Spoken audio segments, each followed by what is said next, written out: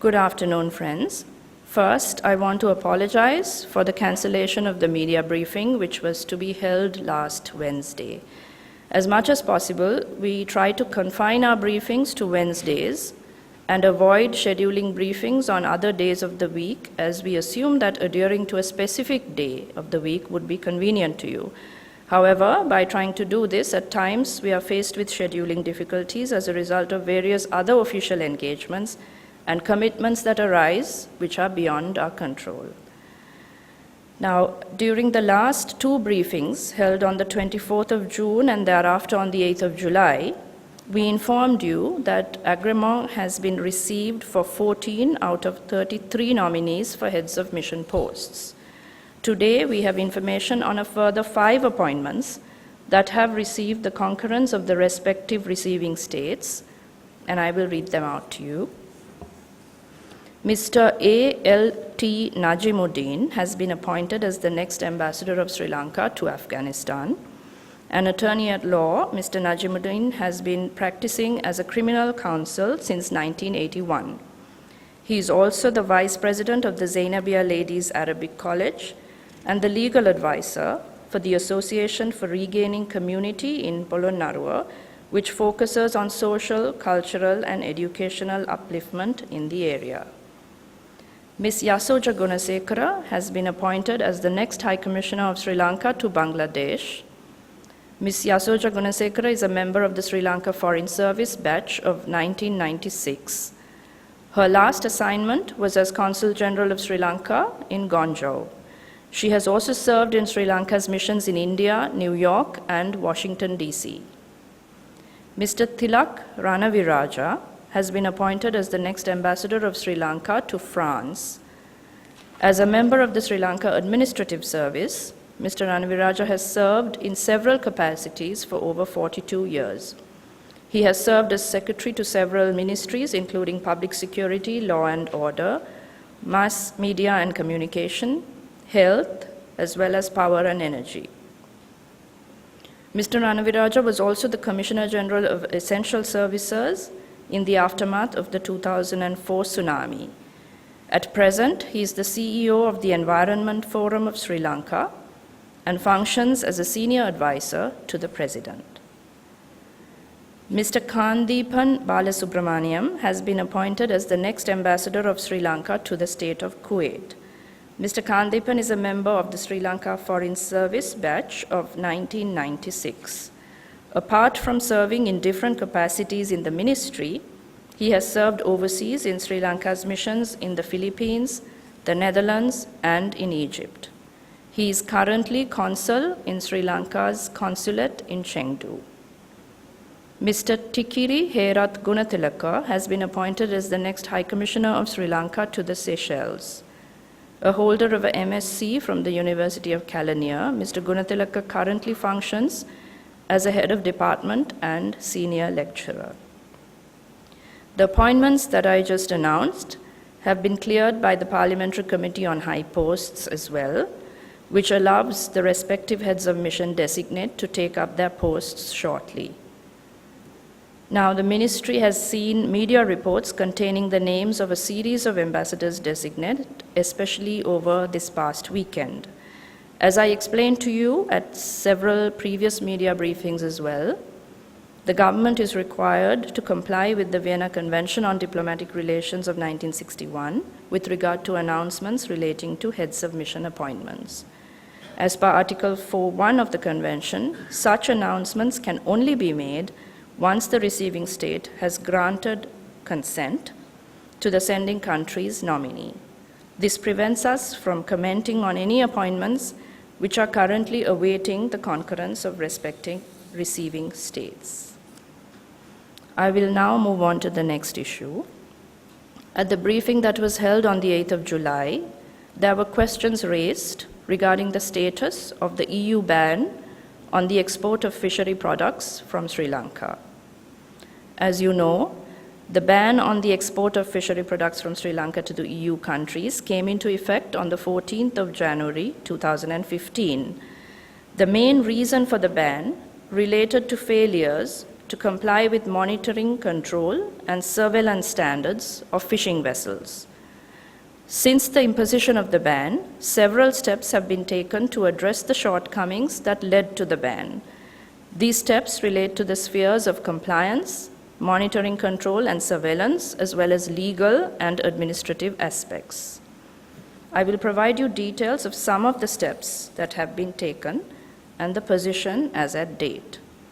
In the area of compliance in monitoring, control, and surveillance, 488 vessel monitoring systems, transponders, have been fitted on to high seas fishing vessels.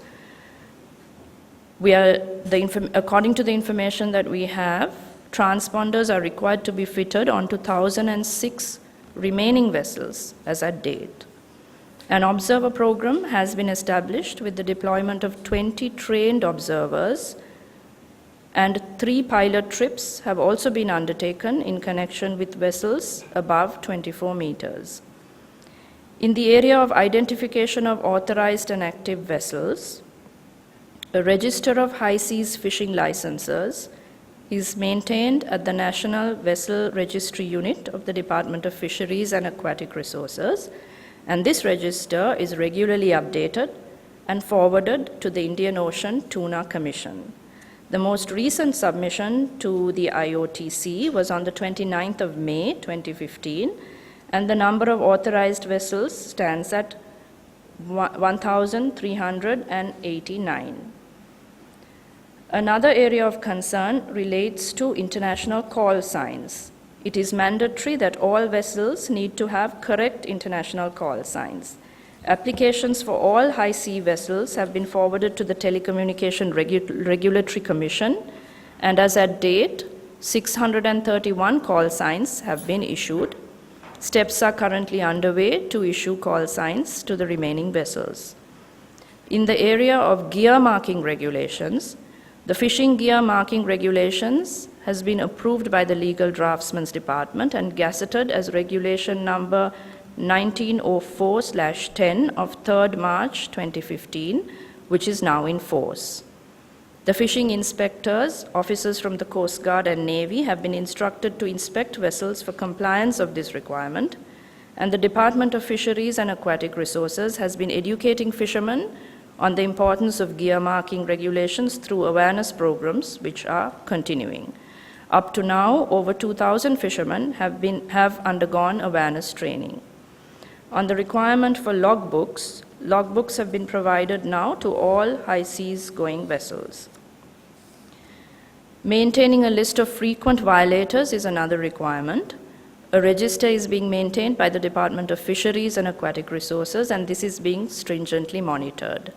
Regarding violations in waters of other flag states by Sri Lankan boats, the approval of the Attorney General's Department has been obtained to prosecute 4 boat owners who were found guilty of conducting illegal fishing in the British Indian Overseas Territory, and proceedings have begun in the Magistrates Court of Kalutara. Training and awareness programs of fishery inspectors. All related field officers of the Department of Fisheries and Aquatic Resources, the Navy, Coast Guard, and harbor managers have undergone training on high seas fishing management activities, including inspection procedures. Programs have been held from the 22nd to the 24th of May 2015 at the Kalabava Training Center, and 146 officers have participated at these training sessions. A fisheries monitoring center has been set up to monitor and analyze the data received from transponders.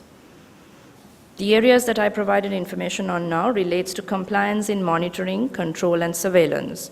There are also areas related to legal and administrative framework that require attention. Several steps have also been taken in this regard. A national plan of action to counter illegal, unreported, and unregulated fishing has been submitted to the Office of the Director General for Maritime Affairs and Fisheries of the European Commission.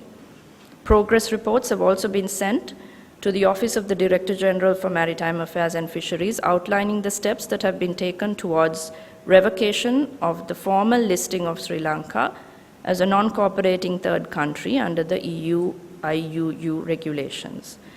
Action has also been taken to delist the 8 purse, seiner, large vessels that were flying the Sri Lankan flag. This had been done on the 12th of February 2015. In future, no seiner vessels over 24 meters in length will be authorized to fish in the high seas. The reason for this is that the fishing methods used by these vessels leading to destruction of non-targeted fish species such as sharks and sea turtles as a result of the large walls of netting that are used. The Office of the Director General for Maritime Affairs and Fisheries in Brussels has expressed interest in sending a technical evaluation mission to Sri Lanka in October to discuss the results of steps taken by Sri Lanka and future steps required to be taken to lift the ban. The actual dates of the visit and the details are currently being discussed. A final decision in this regard will be taken by the Ministry of Fisheries and Aquatic Resources, which handles this subject. According to the information that we have obtained, the estimated loss of revenue since the ban was imposed is approximately $75 million. Thank you.